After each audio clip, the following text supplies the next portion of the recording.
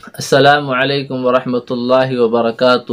ناظرین، آج میں آپ حضرات کے سامنے یہ بتانے جا رہا ہوں کہ موت جو ہے وہ اللہ تعالیٰ سے ملنے کا ایک اسباب ہے، کہ موت ایک ذریعہ ہے اللہ تعالیٰ سے ملاقات کرنے کا۔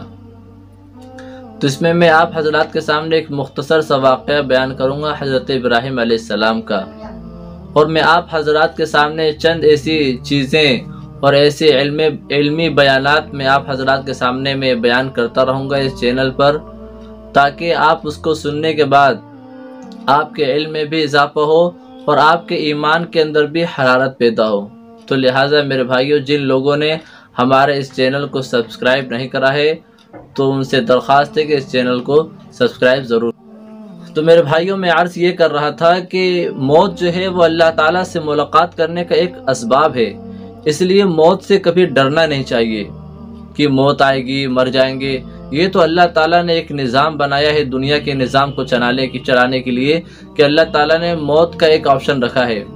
جنت میں موت نہیں ہوگی، دنیا چونکہ امتحان کی جگہ ہے اس لیے یہاں پر موت آنا ہے، لیکن ہمیں یہ جان کر خوشی ہونا چاہیے کہ موت کے بعد ہماری ملاقات کس سے ہوگی؟ اس رب العالمین سے ہوگی جس نے پوری دنیا کو بنایا ہے، ساتوں زمین اور ساتوں آسمان اور چاند اور سورج، تمام چیزوں کو جس اللہ نے بنایا ہے، اور ہم کو جس اللہ نے اس دنیا کے اندر بھیجا ہے، ہماری ملاقات اس پروردگار سے ہوگی۔ یہ جب خوشی ہمارے دل کے اندر ہوگی نا، تب ہمیں موت کا افسوس نہیں ہوگا۔ تو ایک مختصر سا واقعہ ہے، اس کو سن لیں کہ حضرت سیدنا ابراہیم علیہ السلام کے پاس جب ملک الموت آئے تو انہوں نے جو ہے فرمایا ابراہیم علیہ السلام سے کہ میں آپ کی روح قبض کرنے آیا ہوں، اور یہ اللہ تعالیٰ کا حکم ہے۔ تو حضرت ابراہیم علیہ السلام نے فرمایا هل رأيت خلیلا یقبض روح خلیلہ، کیا تم نے کسی ایسے دوست کو دیکھا ہے جو اپنے دوست کی روح کو قبض کرے؟ تو ملک الموت نے فرمایا کہ میں اللہ تعالیٰ کے حضور پوچھ کر آتا ہوں۔ تو ملک الموت اللہ تعالیٰ کے پاس گئے اور اللہ تعالیٰ سے بیان کیا، تو اللہ تعالیٰ نے فرمایا کہ جاؤ میرے حبیب سے یہ کہو هل رأيت خلیلا یکرہ لقاء خلیلہ، کیا تم نے کسی ایسے دوست کو دیکھا ہے جو اپنے پروردگار کی ملاقات کا انکار کرے؟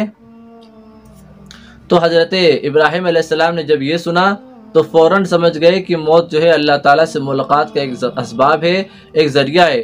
تو فرمانے لگے ابراہیم علیہ السلام عجل عجل، جلدی کرو جلدی کرو، تاکہ میں اپنے اللہ تعالیٰ سے مل سکوں اور اللہ تعالیٰ سے مل کر لطف اندوز ہو سکوں۔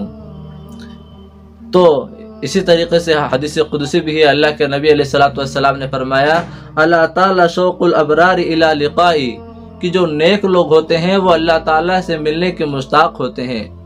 وَأَنَا إِلَيْهِمْ لَأَشَدُّ شَوْقًا، اسی طرح اللہ تعالیٰ فرماتے ہیں کہ میں ان سے زیادہ اپنے نیک بندوں سے ملاقات کا مشتاق ہوں، کہ جو نیک لوگ ہوتے ہیں جب ان کا انتقال ہونے والا ہوتا ہے تو جیسے نیک لوگ اللہ تعالیٰ سے ملنے کے، اللہ تعالیٰ سے ملاقات کے مشتاق ہوتے ہیں، شوق مند ہوتے ہیں، اسی طریقے سے اللہ تعالیٰ بھی شوق رکھتے ہیں اپنے نیک لوگوں سے، اپنے نیک بندوں سے ملاقات کا، اور ان سے زیادہ شوق رکھتے ہیں۔ تو یہ موت جو ہے اللہ تعالیٰ سے ملنے کا ایک اسباب ہے، ایک ذریعہ ہے، اس لیے موت کی دعا نہیں کرنا چاہیے۔ ہاں، موت سے ڈرنا بھی نہیں چاہیے، اور لیکن موت کی دعا بھی نہیں کرنا چاہیے، موت کی تمنا بھی نہیں کرنا چاہیے۔ یوں نہیں دعا کرنا چاہیے کہ اللہ تعالیٰ اب تو ہم بہت تھک گئے ہیں، اب آپ ہمیں موت دے دیجئے، اس کی دعا بھی نہیں کرنا چاہیے۔ اللہ کے نبی علیہ السلام نے اس سے منع فرمایا ہے، کیونکہ اگر اللہ تعالیٰ ہمارے زندگی کے اندر برکت دیں گے تو ہم اللہ تعالیٰ کی اتنی ہی عبادت کر سکیں گے۔ ہماری عمر جتنی لمبی ہوگی تو ہماری عبادتیں بھی اتنی ہی لمبی ہوں گی، اتنے سال کے ہمارے روزے زیادہ ہوں گے، اتنے سال کی ہماری نمازیں زیادہ ہوں گی۔ جب نماز عبادت ہماری زیادہ ہوں گی تو نامہ اعمال میں ہماری نیکی بھی بہت زیادہ ہوں گی، اور آخرت کے اعتبار سے ہمارا مقام بھی اتنا ہی اونچا ہوگا۔ اس لیے موت کی تمنا نہیں کرنا چاہیے۔ اور اگر گناہ گار ہیں تو ہمیں اللہ تعالیٰ سے توبہ کی توفیق مل جائے گی۔ اگر ہماری عمر لمبی ہوگی تو اتنے ہی ہمیں مزید موقع ملے گا کہ ہم اللہ تعالیٰ سے توبہ کریں اور اللہ تعالیٰ سے سچی معافی مانگیں، تاکہ ہم نیک اعمال کرنا شروع کر دیں۔ اس لیے موت کی دعا بھی نہیں کرنا چاہیے، اور موت سے بہت زیادہ گھبرانا بھی نہیں چاہیے۔